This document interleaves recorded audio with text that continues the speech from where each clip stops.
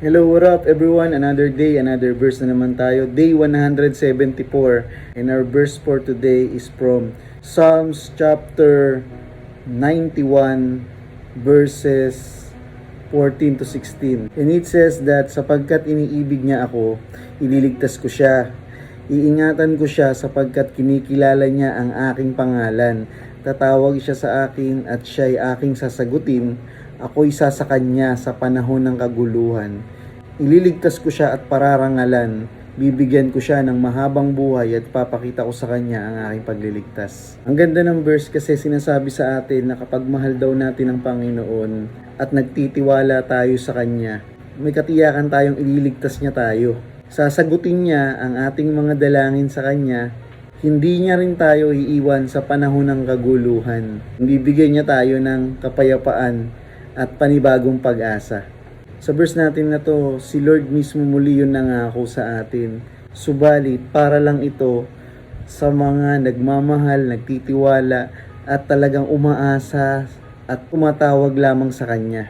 Hindi nangako si Lord na hindi tayo magkakaroon ng problema dito sa mundong ito. Kasi ang katotohanan, talagang landyan ang problema. And napakasaya lang isipin, napakaganda lang isipin. Ang pangako niya, sasamahan niya tayo. Kahit na nandyan yung problema, sasamahan tayo ng Panginoon. Usually tayo mga tao ayaw natin ng problema, di ba? Even me, ayoko. Pero ang kapalit ng problema na ito ay yung makilala natin kung sino talaga ang Diyos at madama natin yung presensya niya. Mas masarap dumaan sa problema. Naalala ko dati dumaan ako sa isang napakatinding pagsubok. Napagtagumpayan ko yun sa tulong ng Panginoon. May nakausap ako one time, bakit ko daw laging ibinabalik yung negative situation na nangyari sa buhay ko? Dapat ang mga nangyaring negative kinakalimutan na. Sinagot ko siya, sabi ko sa kanya, kaya ako laging ibinabalik yung negative situation na nangyari sa buhay ko kasi yung pinaka-negative situation na nangyari sa buhay ko, yun din yung naging pinaka-positive na nangyari sa buhay ko. Kasi doon ko nakilala kung sino talaga si Lord, na siya ay manggagamot, na siya ay nagpo-provide, at hindi kanya talaga iiwan. At makikitang-kita ko ng paulit-ulit kung gaano siya ka-faithful sa buhay ko. Kasi ang katotohanan mga kapatid, ang tunay na seguridad ng buhay na ito ay wala sa sitwasyon.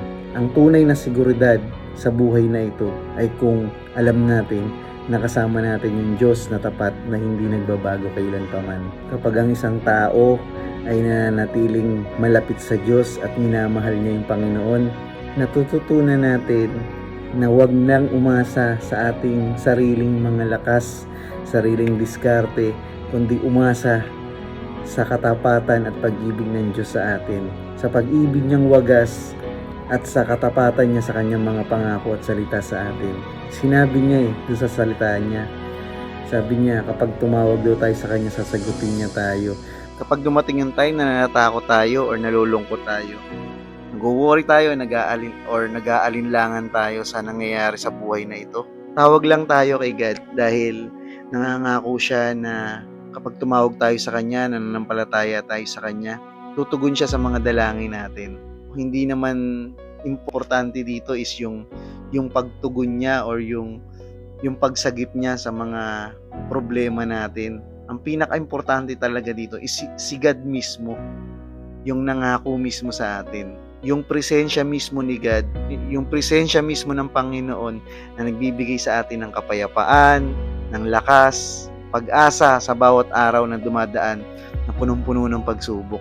Kung ikaw yon, yung tao na merong sitwasyon na nagdudulot sa iyo na magkaroon ng takot at pangamba or pag-aalala sa buhay na ito, ba't di mo subukang ilapit ito sa Panginoon? Ba't di mo subukan na surrender unang-una yung buhay natin and huwag tayong umasa sa sarili nating diskarte o sarili nating lakas. Surrender natin lahat sa Panginoon. Dalhin natin ang lahat sa Diyos sa pamamagitan ng pananalangin na may pananampalataya sa Kanya. Magtiwala tayo na ang bawat hinanaing natin sa Kanya or ang bawat problema na pinagdadaanan natin kung isusurrender natin sa Kanya. Diringgin niya at naririnig niya ang lahat ng mga pag-iyak natin, pagluha at pagdaing natin sa Kanya. Alam niya lahat and nandun siya, kasama niya tayo sa paglalakad. Habang tayo yung lumalakad sa mundong ito, kasama natin siya. Pasalamatan na natin ang ating Panginoon dahil sa kanyang mga pangako sa atin, especially dun sa pangako niya na pag-ibig, yung pag-iingat niya sa atin, at pagliligtas niya sa atin. Magtiwala tayo sa Kanya sa lahat ng pagkakataon ng buhay na ito. Hindi ka nag-iisa. Hindi tayo nag-iisa sa bawat pagsubok na pagdadaanan natin. Lagi nating iisipin na hindi tayo nag-iisa. Kasama natin ang ating Panginoon. Alam niyo yung footstep in the sand, di ba? Yung una daw, dalawa raw yung mga footsteps. Tapos nung tumagal-tagal na, isa na lang yung footstep. Yun pala, kaya pala isa na lang yung footstep ng tao. Kasi isa na lang yung naglalakad. Dahil karga-karga na tayo ng ating Panginoon. Pag dumating yung time na parang pakiramdam natin ay pasuko na tayo, patuloy tayong lumapit sa Panginoon.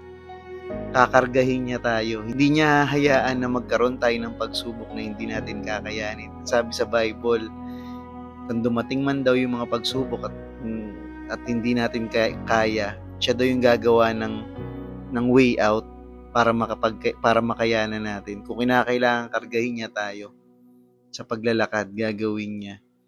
Dahil ganun tayo kamahal ng ating Panginoon. Siguro ito na yung time para isurrender din natin yung buhay natin sa Kanya at magtiwala tayo sa pagmamahal niya. Mahalin natin siya ng buong puso, buong kaluluwa, buong lakas, buong isip. Patuloy tayong tumawag sa Kanya, hindi lang sa simula. Continuous na pananalangin sa Kanya. Hindi naman siya genie na pag sinabi mong ganun, susundin niya. Patuloy tayo magkaroon ng communication sa Kanya. Magtiwala tayo sa plano niya sa atin, sa napakagandang plano niya sa atin. Para sa lahat ng mga magmamahal din sa Kanya, hindi niya tayo iiwan, hindi niya tayo pababayaan. Kahit nagkakagulo na, hindi niya tayo iiwan. Didinggin niya yung panalangin natin, ililigtas niya tayo, at bibigyan niya tayo ng kapayapaan, pag-asa sa buhay na ito. So God bless everyone. Patuloy nating palaganapin ang salita ng Diyos dito sa mundong ito.